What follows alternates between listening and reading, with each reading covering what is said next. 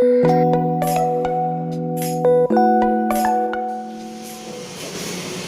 सभी छात्र छात्रा, चलिए मैं आपको अपना टीचर पूछे रिकॉर्ड। आज मैं आप लोगों के लिए जनरल स्टडी का टेस्ट लेकर आया हूँ। टेस्ट नंबर 20 है हमारा आज का।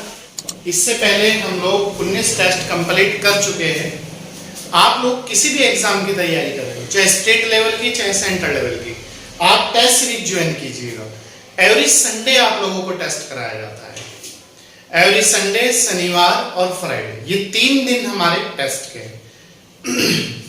तो आज हमारा जनरल स्टडी का टेस्ट है और टेस्ट नंबर 20। और जनरल स्टडी की day by day class subject wise भी चलती है। आप इस चीज का भी ध्यान रखें, प्रतिदिन जुड़े हम लोगों से और संपूर्ण सिलेबस आपको कराया जाएगा। आप फिर कोई भी एग्जाम दीजिएगा, चाहे स्टेट लेवल का दे चाहे सेंट्रल लेवल का। देखिएगा पहला क्वेश्चन हमारा, चचक। चचक का पूर्ण रूप क्या है? च अधप छ, चपच का पूर्ण रूप च प छ, चपच का पूर्ण रूप है। ए ऑप्शन पोस्टल पहचान नंबर, बी पोस्ट ऑफिस पहचान नंबर, सी पोस्टल इंडेक्स नंबर। बताइए इसका जो फुल फॉर्म है वो है पोस्ट इंडेक्स नंबर। ठीक, सी आंसर। क्वेश्चन नंबर 2, किसने अपना पहला प्रवचन सारनाथ में दिया था? किसने अपना पहला प्रवचन सारनाथ, प्रवचन मतलब भाषण या फिर आप कह लो किसी चीज को लेकर समझाना, महावीर स्वामी ने। महावीर स्वामी ने जैन धर्म की स्थापना की थी, 24वें गुरु थे, जैन धर्म के अंतिम गुरु थे। महात्मा बुद्ध ने बौद्ध धर्म की स्थापना की थी। शंकराचार्य, बताइए महात्मा बुद्ध ने अपना पहला जो भाषण दिया था या प्रवचन दिया था वो सारनाथ में दिया था। ठीक है, बौद्ध धर्म के संस्थापक। क्वेश्चन नंबर 3, कलाईदार लोहे की चादर पर किसका लेप होता है? मतलब लोहे को जंग से बचाने के लिए जो चादर होती है उस पर किस चीज का लेपन किया जाता है? ए एल्युमिनियम का, जस्ते का, टीन का या फिर शीशे का? बताइए लोहे को जंग से बचाने के लिए उस पर किस चीज का लेपन किया जाता है? इस पे किया जाता है जस्ते का लेपन। आंसर हो जाएगा बी। ठीक है, क्वेश्चन नंबर 4, कालिदास की निम्न कृतियों में से कौन सी कृति नाटक नहीं है? मतलब ये कालिदास की पुस्तक कह लो, कृति कह लो, कुछ भी कह लो, इनमें एक नाटक नहीं है, बाकी 3 नाटक है। ठीक है, अभिज्ञान Shakuntalam, B Malvika Agnimitram. Most very very important है, क्वेश्चन हर एग्जाम में आता है। कालिदास की कोई भी एक पुस्तक चाहे वैसे ही पूछ लेगा, कौन सी है कौन सी नहीं। मेघदूत, डी विक्रमो वर्षियम। बताइए कालिदास का कौन सा एक नाटक इसमें नहीं है?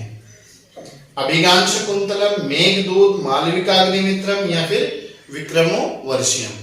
इसमें जो नाटक नहीं है वो है मेघदूत। कौन सा? मेघदूत। ठीक है, क्वेश्चन नंबर 9, निम्न में से कौन सा जलवायु विषयक नियंत्रण अत्यंत महत्वपूर्ण है? मतलब कौन सा विषय मतलब क्षेत्र, कौन सा स्थान नियंत्रण के लिए अत्यंत महत्वपूर्ण है, कंट्रोल करने के लिए? अक्षांश, ये देखो उत्तर से दक्षिण, ये नॉर्थ है, ये साउथ है। ये होती है देशांतर रेखा, देशांतर। और ये ऐसे, ये होती है अक्षांश। तो याद रखना इनकी संख्या 380 होती है और इनकी 180 होती है। तो बताइए अक्षांश, ऊंचाई, दाब और वायु पद्धति। बताइए वेरी गुड, कौन सी इसमें जलवायु विषयक नियंत्रण को कंट्रोल करती है। ये करती है अक्षांश। अक्षांश दाब पेटियां जो होती है, ये ज्योग्राफी का क्वेश्चन है, तो वो इसे जलवायु विषयक जो क्षेत्र होता है उसे कंट्रोल में लाती है। क्वेश्चन नंबर 6, आम्र वर्षा किसे कहते हैं? जो आम्र वर्षा होती है वो किसे कहा जाता है? कर्नाटक एवं केरल राज्य में पूर्व मानसून से वर्षा, पूर्व मानसून से वर्षा। डी, जाड़े के दिनों में वर्षा। सी, जून से सितंबर के मध्य वर्षा। बताइए आम्र वर्षा किसे कहा जाता है? आम्र वर्षा किसे कहा जाता है? आम्र वर्षा जो कहा जाता है वो कहा जाता है कर्नाटक और केरल राज्य में पूर्व मानसून से वर्षा। जो पूर्वी मानसून है, इसे पूर्वी मानसून को लौटता हुआ मानसून भी कहा जाता है, या दक्षिण पूर्व मानसून, या लौटता मानसून, या उत्तर पूर्वी मानसून।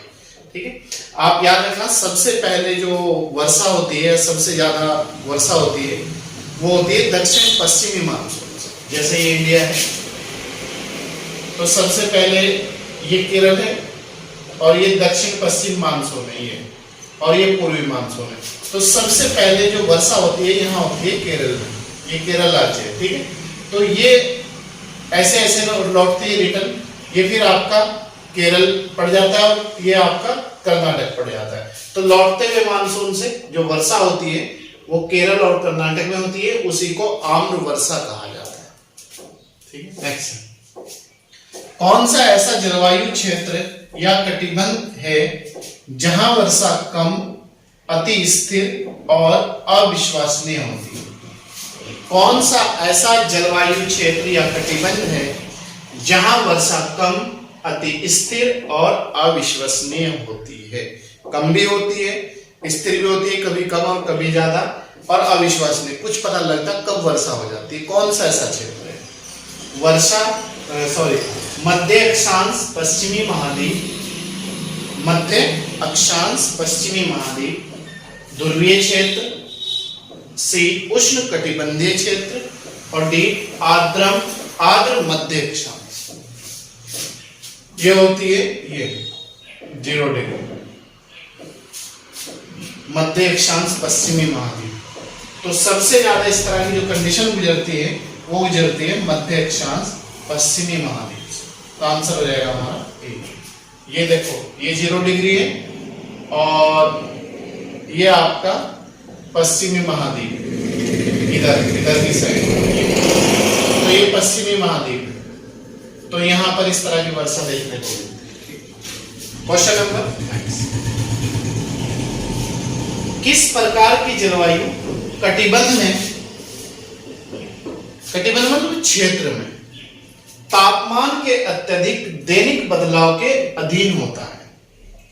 किस प्रकार की जलवायु कटिबंध में विशेषतः तापमान के अत्यधिक दैनिक बदलाव के अधीन होता है? मतलब दिन पर दिन उसमें डे बाय डे अलग अलग कंडीशन से गुजरता है, दैनिक बदलाव होता रहता है।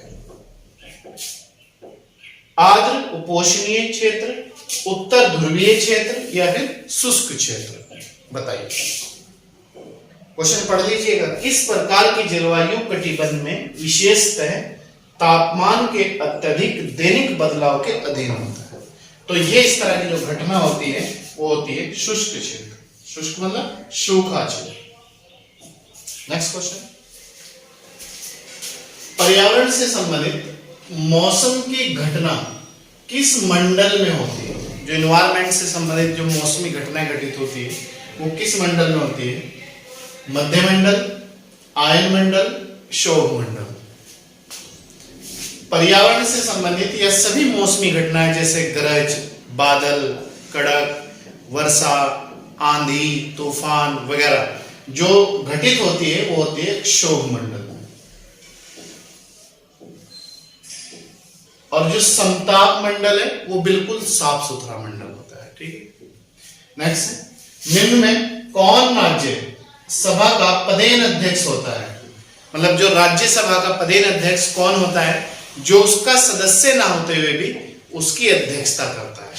ए प्रधानमंत्री, राष्ट्रपति, उपराष्ट्रपति। बताइए राज्यसभा का पदेन सभापति कौन होता है? ये होता है उपराष्ट्रपति। ये राज्यसभा का सदस्य न होते हुए भी उसकी अध्यक्षता करता है और अध्यक्ष होता है। क्वेश्चन नंबर 11, निम्न में कौन सा व्रत बड़ा है? कौन सा ऐसा व्रत है जो सबसे बड़ा है? निम्न में उत्तरी ध्रुव व्रत, कर्क रेखा, मकर रेखा, विषुवत रेखा। बताइए कौन सा व्रत सबसे बड़ा है, मतलब निम्न में बड़ा है? यह है विषुवत रेखा। क्वेश्चन नंबर 12, निम्न में से किसे उगते सूर्य का देश कहा जाता है? उगते हुए सूर्य का देश कहा जाता है। ए नॉर्वे को, जापान को, ऑस्ट्रेलिया को या फिर श्रीलंका को। बताइए किसे उगते सूर्य का देश कहा जाता है? ये कहा जाता है जापान को, और नॉर्वे को मध्यरात्रि का देश कहा जाता है। नेक्स्ट, और सबसे छोटा महाद्वीप है ऑस्ट्रेलिया, और श्रीलंका को हिंद महासागर का मोती कहा जाता है। क्वेश्चन नंबर 13, अंतरराष्ट्रीय न्यायालय का मुख्यालय कहां पर स्थित है? जो इंटरनेशनल लेबर कोर्ट है तो उसका मुख्यालय जो है वो कहां पर स्थित है? A New York, Washington DC, the Hague, Geneva. बताइए इसका मुख्यालय, जो इंटरनेशनल कोर्ट का मुख्यालय वो है द हेग। द हेग जो है नीदरलैंड की राजधानी है। क्वेश्चन नंबर 14, अपेक्षाकृत विद्युत कणों का उच्च संकेंद्रण किस मंडल में होता है? मंडल जो सैटेलाइट विद्युत कण वगैरह जो होते हैं, संचार से संबंधित जो हम विद्युत किरणों को आवेशित हुए होते हैं, तो उसमें कौन से मंडल में उन्हें स्थापित किया जाता है या रखा जाता है? क्षोभ मंडल, संताप मंडल, मध्य मंडल, आयन मंडल।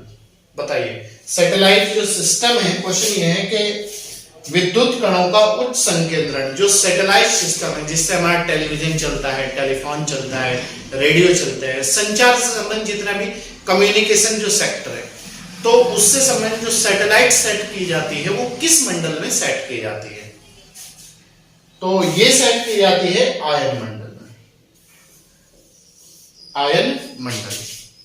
क्वेश्चन नंबर 15, अरोरा बोरोलिस उत्तरी प्रकाश ज्योति दिखाई देने की अत्यधिक संभावना होती है। ऑरोरा बोरोलिस इसे कहते हैं उत्तरी प्रकाश ज्योति, उत्तरी ध्रुव तारा भी कहा जाता है, ठीक है। दिखाई देने की अधिक संभावना होती है भूमध्य रेखा के पास, उच्च अक्षांश पर या उच्च अक्षांश रेखा पर, एक ही बात है, ठीक है। भूमध्य रेखा से दूर, डी नन ऑफ दिस कोई नहीं। बताइए ये जो अधिक संभावना होती है वो होती है उच्च अक्षांश पर। क्वेश्चन नंबर 16, WTO WTO का पूर्ण रूप क्या है, फुल फॉर्म क्या है? World trade office, world trade organisation, केवल पहला और केवल दूसरा। बताइए WTO का जो पूर्ण रूप होता है वर्ल्ड ट्रेड ऑर्गेनाइजेशन, विश्व व्यापार संगठन, तो इसका केवल दूसरा आंसर हो जाएगा, ठीक है। क्वेश्चन नंबर 17, निम्न में कौन सा ग्रह पूर्व से पश्चिम दिशा में, पूर्व से पश्चिम दिशा में वामावर्त दिशा में सूर्य के चक्कर लगाता है? पूर्व से पश्चिम, याद रखना कौन सा ग्रह है जो पूर्व से पश्चिम वामावर्त दिशा में सूर्य के चक्कर लगाता है? पृथ्वी, बुध, बृहस्पति या फिर शनि? बताइए, वेरी गुड। ये ऐसा ग्रह है शनि। देखो याद रखना, दो ग्रह है जो पूर्व से पश्चिम की ओर या सूर्य वामावर्त दिशा में चक्कर लगाते हैं सूर्य के। शुक्र इधर से तो दूसरा है और लास्ट से पहला है, तो शनि उधर से पहला है। तो ये दो ग्रह हैं, एक तो है शुक्र,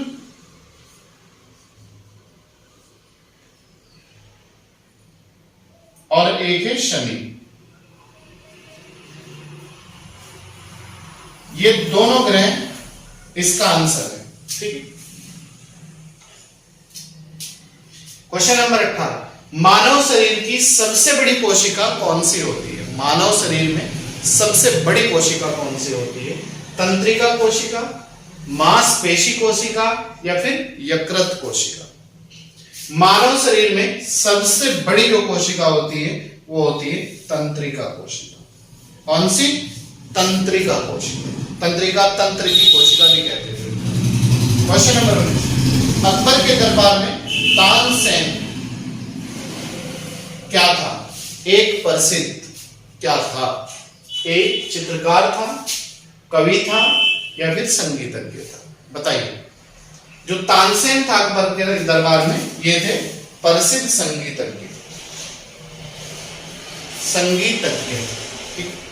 क्वेश्चन नंबर 20 और लास्ट क्वेश्चन है आज के टेस्ट का। पश्चिमी संगीत, जो पश्चिमी घराने का संगीत है, वाद, वायलिन,